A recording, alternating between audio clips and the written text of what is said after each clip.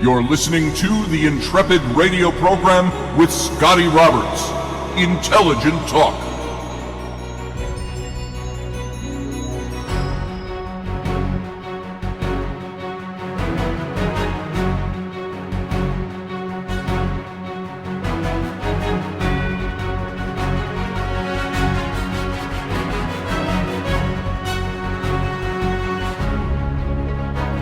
Well, happy Wednesday evening, folks. This is Scotty Roberts.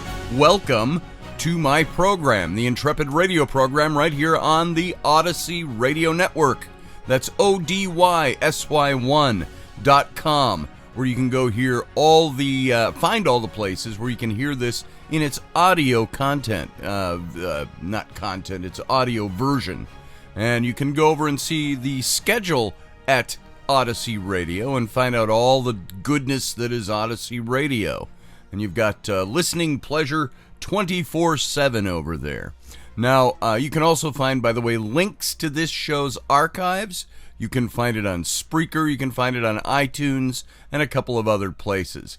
You can also come and watch this very broadcast as we're doing it in video simulcast over on my YouTube channel. And really, the best part of the YouTube version of this is that you can also join the live chat room that's going on right now during the broadcast. And don't be thrown by the number of people that come in to comment and watch the video as it's live. Sometimes 12, sometimes 35. That's indicative of people who are actually there participating in watching the broadcast in video. The show gets, according to numbers I've seen, gets a lot more attention than certainly 12 to 30 people. And that's just, I'm throwing that in for free. So come on over, join the chat room, join the video simulcast at youtube.com/Mr. Scotty Roberts. And if you scroll down on the main page to the second category, it has the Intrepid radio program. You can scroll through there and see 222 episodes that have been put up over the last year, and you can watch them in their archived rebroadcast state. They're always available there. Now you'll be able to see the chat rooms, but not participate in the chat rooms, as it's no longer a live chat room when you watch the archive. But you can see and make comments in the main section below the video. So, all of that out of the way, let's get going with today's show. Now, yesterday, we were talking about compassion. Compromise. I knew it was a C-O-M word. We were talking about compromise and how we, when we're in various discussions, find ways to compromise in order to find peaceful solutions, to find simpatico, to find oneness, as opposed to fighting about things all the time. And let me clarify, when I'm talking about finding ways to compromise, I'm not talking about compromising principle. I'm not talking about compromising your moral values. I'm not talking about compromising your beliefs in order to find a better way. That would be, I think, irresponsible of any of us. You don't compromise your principles. However, sometimes you have to compromise your stance, your position, in order to find a way that makes everybody come to the table and find a better solution to things. I can be staunchly opposed to, let's say, Trump building a wall on the southern border. I can be staunchly opposed to that, and I can fight it and fight it and fight it.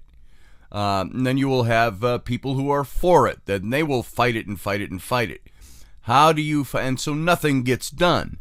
How do you find a way to make it work? You find a compromise. You have to find a way to make it work. Now, I'm just pulling that example out of the air.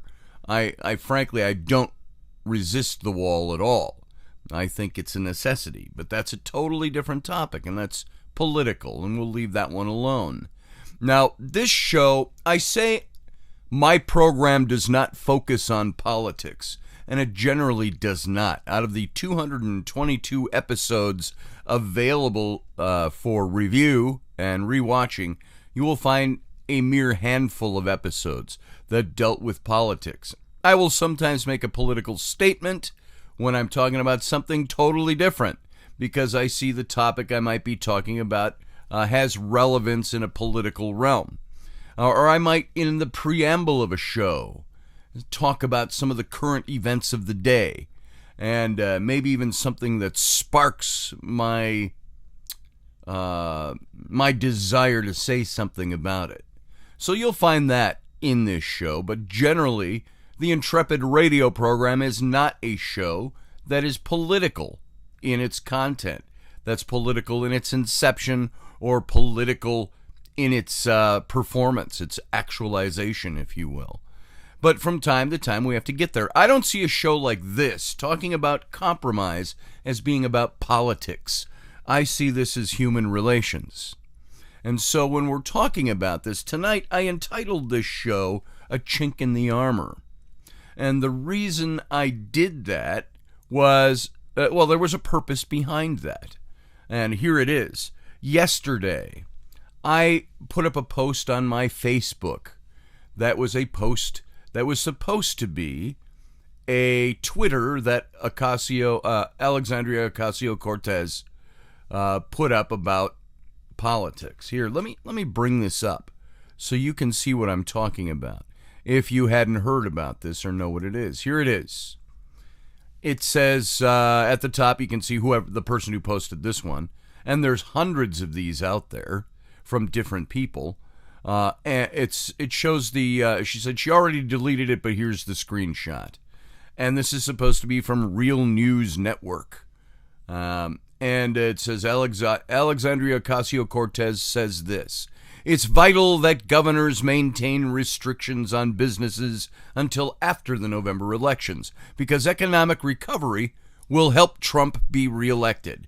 A few business closures or job losses is a small price to pay to keep to be free from his presidency. Hashtag keep us closed."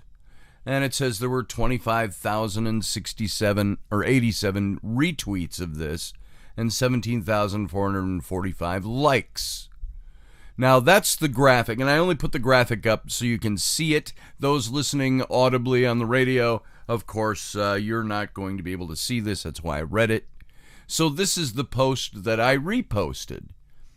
And I did a very cursory fact check on this. I like to fact check things I put up. And at the time I did it yesterday morning, I saw one site that detracted and called this false. And that site was Snopes. Now, I have a problem with Snopes. You could say, in the very same way that people on the left or liberals or whoever want to degrade Fox News. Oh, that's just Fox News. It's false news. Or the way conservatives will say CNN, that's false news, because they're leftists in orientation. That's the same way I approach Snopes. I see Snopes as somebody who has been awfully biased towards the left for several years. A lot of things were uncovered about them. I find their fact-checking to be dubious at times. So when I saw that, at the time, that was the only negative I saw. Like I say, I just did a cursory search. I just looked at the top 10 things that popped up. And I saw a lot of graphics, a lot of reposting of this supposed AOC Twitter under different names. People that said, this was on my screen, I took a screenshot of it before it got deleted. So I saw that as being something that might have been said. Ocasio-Cortez has also been well known to say things and then delete them because she doesn't want to cause any problems. So I reposted it. And I got a lot of people that that found it fascinating. A lot of people who didn't fact check it either. A couple of people fact checked it. Even deeper, I had a guy looking into the logos that were on some of the Twitter pages that reposted this graphic and said the logos didn't match, and so they're going into a lot of detail about it. And I said, I appreciate your going into detail and looking at this. I said, at the time I looked at it, there wasn't a lot of detraction. Now all of a sudden today, I said, during the course of yesterday, there's all kinds of things you can find. I looked at it again this morning, and there's a lot more negative press about this. So the question remains, did Alexandria Ocasio-Cortez actually post this and delete it, or did she not? The one person who could put it all to bed, Ocasio-Cortez, has remained silent on this as far as I know. Now you can fact check me on that, but I didn't see any statements from her because I didn't do a big search on it. And I will tell you, this post was also not something I hang my hat on and say, this epitomizes everything I do and say. No, it was just in passing. I sometimes throw up these graphics and I want people to discuss them. That's the reason I do it. It's not poking the bear. It's not stirring the pot. It's throwing it up there to say, what do you think about this? And a couple of people said that it was not true. And it's interesting to me that I find the people that will come in and look at posts I make and spend an inordinate amount of time trying to disprove what I say, or, aha, we have caught you. You have put up a post that you did not fact check very well. Well, they don't even say very well. That you did not fact check. We have found a chink in the armor. And how is anybody supposed to believe you and anything you say because you put up a post like this that you didn't fact check? Well, if you look at my posts and the things I talk about on this show, the things that I post on my Facebook page, by the way, yesterday morning, I also put up a very long post that I wrote yesterday that had to do with a conversation I had with someone, and that was the basis for yesterday's show, talking about compromise. Is that we had two people on different ends of the political spectrum, me and a friend of mine, and we talked about a topic and came to conclusions that work. Now, one friend of mine, who is fairly to the left, said, well, yeah, that usually happens. When you have friends talk about these things, there's a difference because you respect each other. When it's out there in the public and you don't know who's seeing it or responding to it, that's not a friendship basis on which people want to be nice to each other, usually. And so compromise is harder to come by. And I agreed with him. There we came to a compromise. And so, while going all over the page with this, compromise, I believe, is a good thing when you have an issue that is going to be a problem out there and people are fighting about it. The white privilege issue, the racism issue, the Trump issue, the wall issue, the whatever issue you want to bring up. Are there ways to find compromise where you can say, we are all citizens of this country, can we find a way to compromise? And some will be staunchly held in their position. No, I will not move on this. I will not. I said to somebody yesterday, he was a conservative, who said, well, I believe these things and you will never change my mind. And I said, in all due respect, that is the kind of thinking that keeps us from moving forward. We've got to... Congress itself is an example of that. Why do you think the founders created our Congress the way they did? As I've heard one wag put it, gridlock is good. And I believe in that concept, that principle. Gridlock is good when it comes to government, because the longer it takes the government to sort through an issue and come to compromises, the longer you get to hold your wallet safely in your lap without somebody dipping their hands into it, is generally the rule. And that's more a flippant response to that, but you get the idea. The more freedom you retain, the more time it takes Congress to work through an issue where they're at loggerheads. So gridlock is good. But when we're discussing things and trying to find out good ways to do things, I can throw up a post that says, hey, this is my stance on this. Or, hey, I saw this today. What do you think of this? And it sometimes creates more conflict, and it sometimes helps us all get to a place where we can resolve conflicts.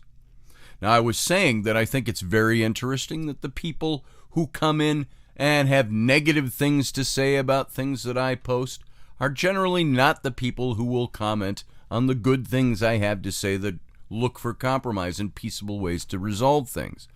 Everybody wants to argue their point. And so several times yesterday I said, I didn't fact check this well enough. Thanks for fact checking it. I was wrong. I put up this post. Now, did I delete that post? No, I didn't delete it. Why? Why should I delete mistakes I make? It's okay for people to see you make mistakes. This goes back to a principle I held a long time. Back when I was a youth pastor, we're talking about the early and mid-1980s and through part of the 90s. One of the principles that I would teach the kids in my youth group is it's okay for people to see you make mistakes and to say the wrong things sometimes and correct them. That's how people learn. I've said it in regard to parenting.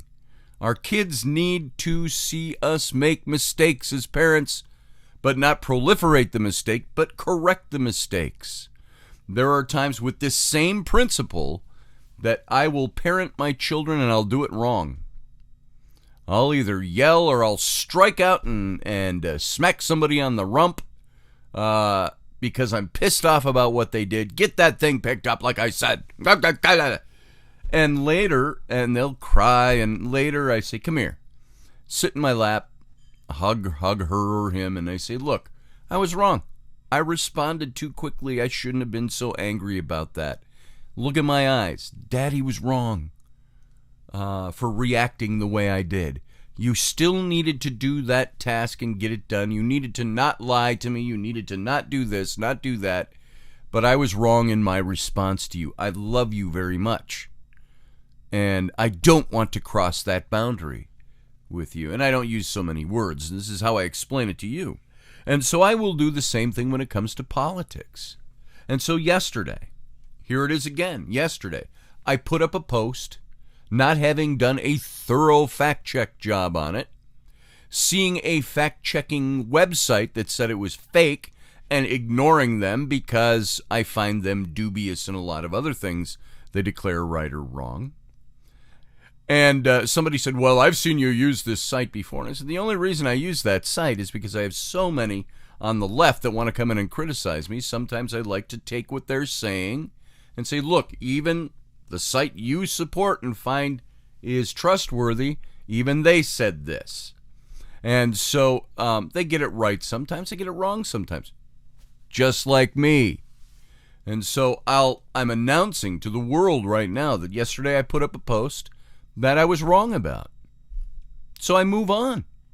Do I delete it? No. I let it stand so people can see, hey, I make mistakes sometimes. There's nothing wrong with anybody knowing I've made a mistake about something. That does not, however, characterize the whole of what I do and say. When I talk about having found compromise with a left-leaning friend, is that now to be not trusted because I reposted a false post about Alexandria Ocasio-Cortez? No.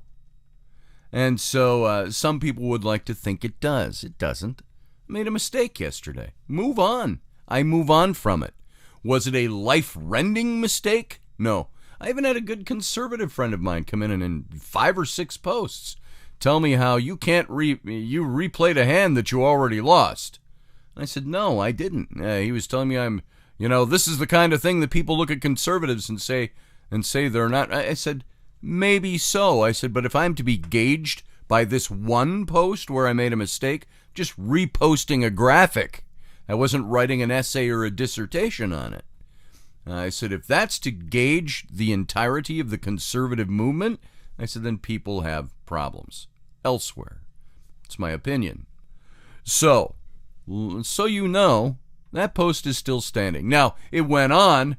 The reason is that I posted it a second time, showing a screenshot of Facebook having come in and censored me for it. Now you can still look at the post.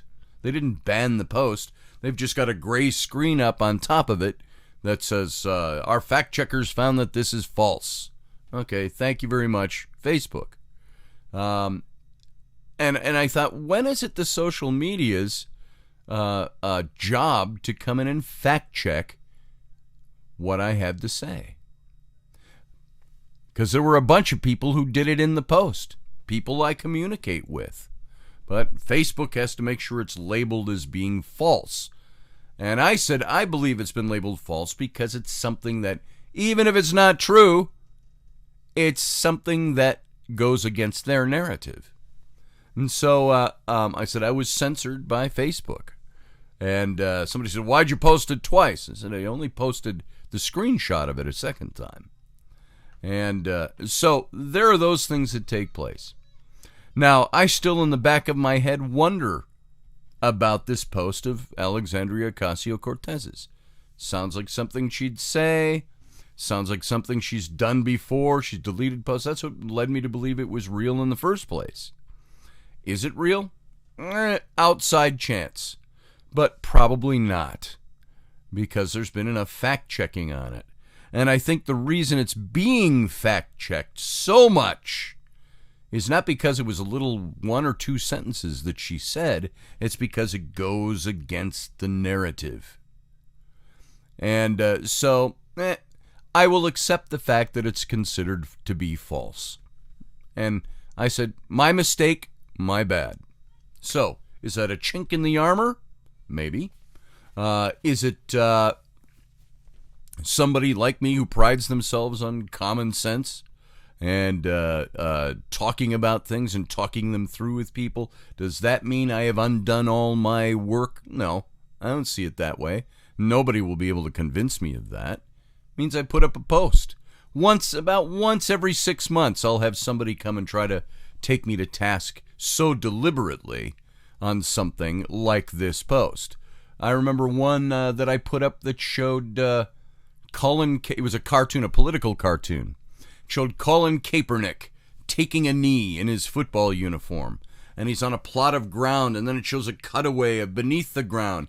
And underneath that it showed literally hundreds of soldiers, representing thousands of soldiers, wounded and dead soldiers holding up that piece of ground on which he's kneeling. I didn't say much about it. But that was all during that controversy. And I got just blasted for putting up that post. And I said, is it not true that thousands of people have died to ensure the right of Colin Kaepernick is guaranteed to take a knee? I said, I think that's what we need to focus on here. And so all of that's the last time I remember so much feedback on how wrong I am about something. That's okay. It's okay to be wrong. I'm not right about everything. I'm right about a lot of things, but from my particular point of view. And so, chink in the armor? Not necessarily. Did I post something that might not have been true? Yeah. And I admitted that, and I will face the music on that. But I see it as a small thing. It wasn't a statement or an essay of faith or of practice or of anything. It was, hey, is this what's going on? So we'll move on from that now. I want to talk again about the 13th Amendment when we come back, but not in the same way we were talking about it last week and on Monday of this week. But I want to look at the actual 13th Amendment because I had a conversation with somebody that involved it yesterday, and I want to share this with you, this information. So stay tuned. We got to go out to break, and we'll be back in just a couple of minutes.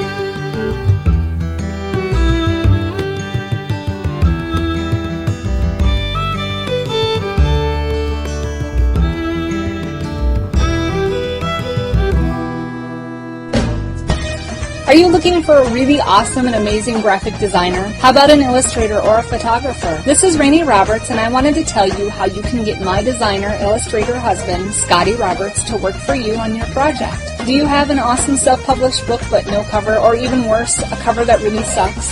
Do you need a kick-ass logo for your company or some f***ing awesome graphic designs for your ads or website? Then get in touch with my husband for the best f***ing awesome kick-ass design and illustration. He knows his stuff, and he's been at this for more years than I've been alive. Go to ScottAllenRoberts.com. That's Scott with 2 T's, ALANROBERTS.com to take a look at his online portfolio of work, or call 651-468-8115. Now go out and kick some ass with some kick-ass graphic design. Hire my dad so he can take me to Disneyland.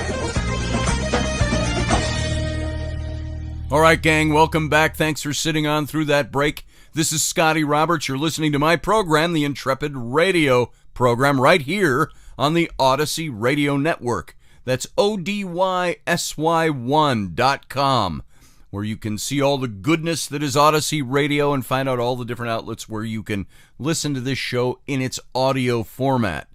You can also come on over to my YouTube channel and watch the video simulcast of this show and join the live chat room inhabited by other Intrepids, people who like this show, and find a family of people there who have grown to not only like the show but to care about each other. And so come on over, join the frivolity that sometimes goes on in the chat room, the way off-topic discourse that many times takes place as this show is playing. But it's a group of people that get together and like to talk about stuff while they listen to the show. So come on over, throw your 2 cents worth in, meet some new people, have a good time over there. And that's at my YouTube channel, Mr. Scotty Roberts. Now let's talk about the 13th Amendment. I don't want your eyes to gloss over on this. This is important stuff. And it's different than the 13th Amendment. Remember when I talked about the 13th Amendment, the original 13th Amendment, where there's all the controversy over ratification? Well, that never made it into the final version of the Constitution over the long haul. So there is a different 13th Amendment that is there by number. And I want to talk about that because it came up last night in a conversation. During this pandemic, I've had a good friend who started what he calls our miserable cocktail hour. Good friend of mine. He's an intellectual.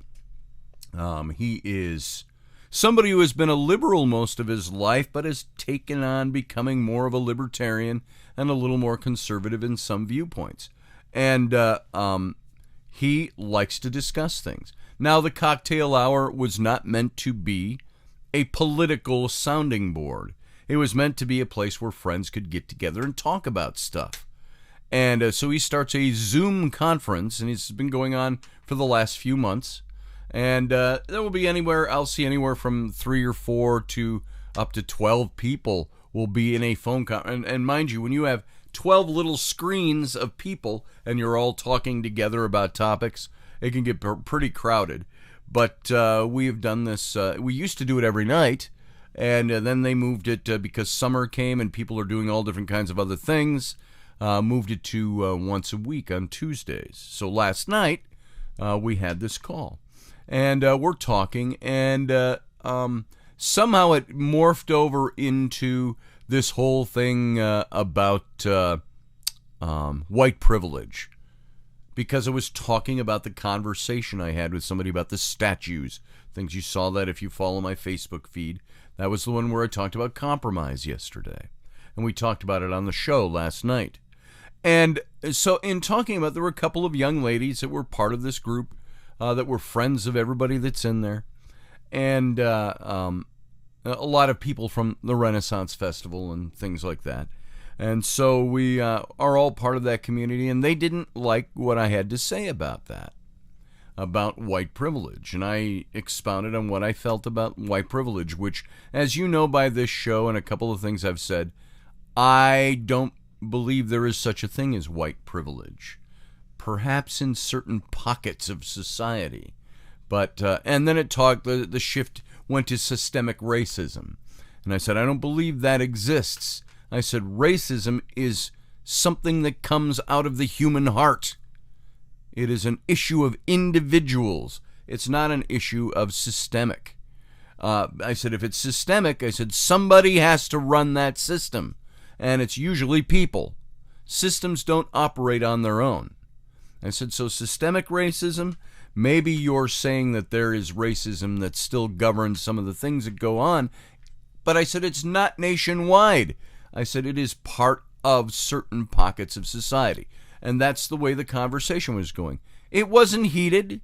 As my friend said after the fact, he said, you weren't being an asshole. You weren't, downing anybody for their points of view. But we were expounding because people would bring up questions and I would answer. I'd ask questions, they would answer. And it wasn't a normal cocktail hour conversation. We got into more politics than we usually do because of that issue. And there were two young ladies. One of them said, in exasperation with what I was saying, well, the 13th Amendment, against slavery and so on and so forth. I said, that's interesting. I said, I just did a series on my radio show on the 13th Amendment. And I was going to say, did you know that the original was not ratified, or they say it wasn't ratified, and there's a different one in its place? And she said, oh, I'm done. I'm out. And she hung up the call, and then another young lady that was, I think she's in her early 30s. I say young lady. She was a good friend to the couple that puts this Zoom conversation on. She used to live with them. They were kind of like foster parents to her many years ago. And she said, well, I'm out too. And hung up. And during the course of the rest of the conversation that we were having in that group, had great interaction with somebody who saw things differently than I did. And he sat quietly through all this and he said, I don't know why they left. He says there was nothing bad going on. And he gave his points of view, and we calmly found ways to talk about things. And so that being said, and by the way, I appreciated that. How do you learn something from somebody if you say, I am cast in stone on this topic, and I shall never be moved, and I don't want to listen to what you have to say anymore. Goodbye. Hang up. Why not participate in the conversation and find ways to find equal ground? And so that's why I present. Now, when I present something, you all know me by now. I have a radio show. I like to talk. I can talk for hours about nothing if you put the nickel in me. And so I said, if I'm dominating the conversation, I'm sorry. I said I just like to talk. And my friend who runs the thing is an entertainer as well and has been, and he can talk too. And so we tend to have people who will dominate the conversations and people who are a little more quiet. Now, we weren't shutting anybody out. We were just talking about something. And a couple of the guys who stayed after, one in particular, he said he gave his points of view, and I appreciated his being able to stay and talk about it because he gives insight into the way he thinks. And I appreciated that. And that can affect the way I think. If you throw up a stone wall and hang up on me and say, I'm out because I can't stand the way you're talking, it's usually because they disagree with your point of view and don't want to be swayed. And so it made me want to talk about this a little bit today. Because all I was going to say last night when the one young lady, and she's a lot younger, I think she's in her early 20s, so I'm rightfully referring to her as a young lady. She's about a third of my age. And she mentioned the 13th Amendment. And I said, well, on the 13th Amendment, I just talked about that. And she said, oh, I'm out. And I didn't even get anything out. So I thought it might be good to talk a little bit about the 13th Amendment as it stands today. What does the 13th Amendment say? And what does it mean? Do you know off the top of your head what the 13th Amendment is? My suspicion, my hunch, is that the young lady in mentioning the 13th Amendment last night read about this somewhere, but didn't read anything about its interpretation. Didn't know much about the interpretation. So it says this, the 13th Amendment, the abolition of slavery. It says, neither slavery nor involuntary servitude, except as a punishment for crime, whereof the party shall have been duly convicted, shall exist within the United States or any place subject to their jurisdiction. Boom. End of 13th Amendment. But it had a section 2 that just specified Congress shall have power to enforce this article by appropriate legislation, period. So that's the whole 13th Amendment. It's saying you cannot have slavery nor involuntary servitude except as a punishment for crime, whereof the party has been duly convicted. Now, this isn't talking about institutionalized slavery in the sense of you will go work on the plantation now. It would be like here in my own town, we have every now and then in the winter especially you see it, groups that come from the low security prison incarceration center that's up here in our town about a mile from here. Low impact crimes, a little more loose situation up there. But they'll take crews from there, and they all have the orange hats on or orange vests. They take them out in a van, and they'll all come in like across the street. They'll shovel out people's driveways after the plows come through. And they take them around and do that. Now, would they be doing that if they weren't incarcerated? No. So under the 13th Amendment, they're doing slavery, if you will, or involuntary servitude as a result of the conviction of their crime, in accordance with the 13th Amendment. So, there was a reason that the 13th Amendment was written. And I want to find, I have several different things up here, and I want to go through this a little bit. The 13th Amendment to the United States Constitution was ratified in 1865, and it was in the aftermath of the Civil War. It abolished slavery in the United States, and the 13th Amendment states, neither slavery nor involuntary servitude except as a punishment for crime, whereof the party shall have been duly convicted, shall exist within the United States or any place subject to their jurisdiction. Now, you got to go back a little bit and look at things we've already talked about on the show very recently, the Founding Fathers and their slavery. And despite the long history of slavery in the British colonies in North America, and in the continued existence of slavery in America until 1865, the amendment was the first explicit mention of the institution of slavery in the U.S. Constitution. 1865. This would be 90 years after the nation was formed. So while America's founding fathers enshrined the importance of liberty and equality in the nation's founding documents, including the Declaration of Independence and the Constitution, they conspicuously failed to mention slavery, which was legal in all 13 colonies in 1776. Now, many of the founders themselves owned enslaved workers, and though they acknowledged that slavery was morally wrong, they effectively pushed the question of how to eradicate it up to the future generations of Americans. Not their own times, but let's push it ahead.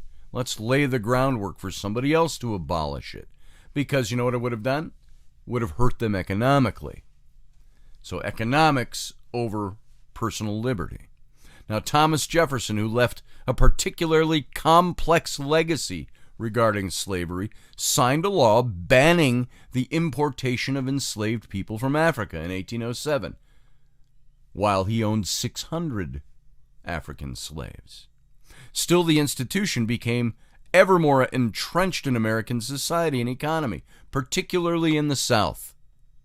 And by 1861, when the Civil War broke out, more than 4 million people, nearly all of them African descent, were enslaved in 15 southern and border states.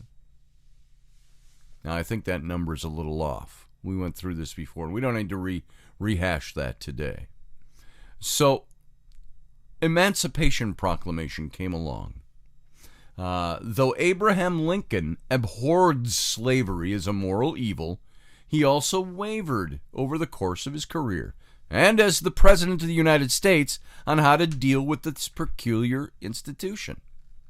And by 1862, Lincoln had become convinced that emancipating enslaved people in the South would help the Union crush the Confederate rebellion and win the Civil War. So you can see he didn't declare the Emancipation Proclamation necessarily out of a wholesome moral stance, but one that he found would crush the Union. Crush the Confederacy. And this was for what purpose? Like we mentioned yesterday, the purpose of the South in the Civil War was to defend slavery as an economic institution. And the purpose of the Union, the North, was to maintain the Union, preserve the Union. And if it meant freeing the slaves, then they would do that to maintain the Union. This is what Lincoln did. Lincoln's Emancipation Proclamation, which took effect in 1863, right in the middle of the Civil War, announced that all enslaved people held in the states, then in rebellion against the United States, shall be then thenceforward and forever free. He freed the slaves nationally. They were in a war over states that seceded from the Union, but it was not legal yet. Those were still states that were part of the United States. So he declared all the slaves free, right in the middle of the Civil War. Did you know that that's when he did that? Right in the middle of the Civil War. And this was done to hurt plantation owners and hurt the economy of the South. But the Emancipation Proclamation itself didn't end slavery in the United States, as it only applied to the 11 Confederate states then at war against the Union, and only to the portion of those states not already under Union control. To make emancipation permanent would take a constitutional amendment abolishing the institution of slavery itself. So there was a huge battle over the 13th Amendment. And you'll see this, I think a good movie to watch, which makes it easier to learn some history, even though not all the history is perfect in this. Watch Lincoln. Steven Spielberg's Lincoln. Long movie, little slow at times. Amazing performance by Daniel Day-Lewis as Abraham Lincoln. Watch that movie and you'll get an idea of the process they went through to ratify the 13th Amendment. In April 1864, the U.S. Senate passed a proposed amendment banning slavery with a necessary two-thirds majority, but the amendment faltered in the House of Representatives as more and more Democrats refused to support it, especially during an election year. And it was Democrats that were against it, by the way. Just so you know. Not trying to make a huge statement there other than, yes, it was the Democratic Party, even though their platforms switched around later in the 18th century, or the 19th century. The Democrats opposed this amendment. Now, as November approached, Lincoln's re-election looked far from assured, but the Union military victories greatly helped his cause, and he ended up defeating his Democratic opponent, General George McClellan, by a resounding margin for re-election. And so when the Congress reconvened in December of 1864, the emboldened Republicans put a vote on the proposed amendment at the top of their agenda. And more than any previous point in his presidency, Lincoln threw himself in the legislative process, inviting individual representatives. Excuse me. Whoo! You know, you don't want to blunt those, even when you're on radio. There's nothing worse for the body than blunting a sneeze. Your whole body goes into revulsion or rebellion when you do that. So sorry about that, folks. If I had a mute button, I would have used it. More than any previously point in his presidency, Lincoln threw himself into this legislative process. He invited individual representatives to his office to discuss the amendment and putting pressure on border state unionists who had been previously opposed to it to change their opinion. This is, by the way, if you watch the movie Lincoln, that's what the movie is all about. getting these votes he needed. And Lincoln also authorized his allies to entice House members with these plum positions and other inducements, reportedly telling them, "I leave it to you to determine how it shall be done. But remember that I am the President of the United States, clothed with immense power, and I expect you to procure those votes." And I love the way that's portrayed in the movie. You may have seen that clip already, where Daniel Day-Lewis as Lincoln is sitting in a meeting with these people in his office. And he said, damn this. And he pounds on the table. And he's standing while they're all seated. And he said, "I am the President of the United States, clothed with immense power. And I expect you to procure those votes." He was so tired of the wrangling over it.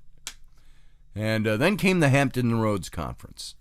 And the last-minute drama ensued when rumors started flying that the Confederate Peace Commissioners were en route to Washington or already there, putting the future of the amendment in serious doubt.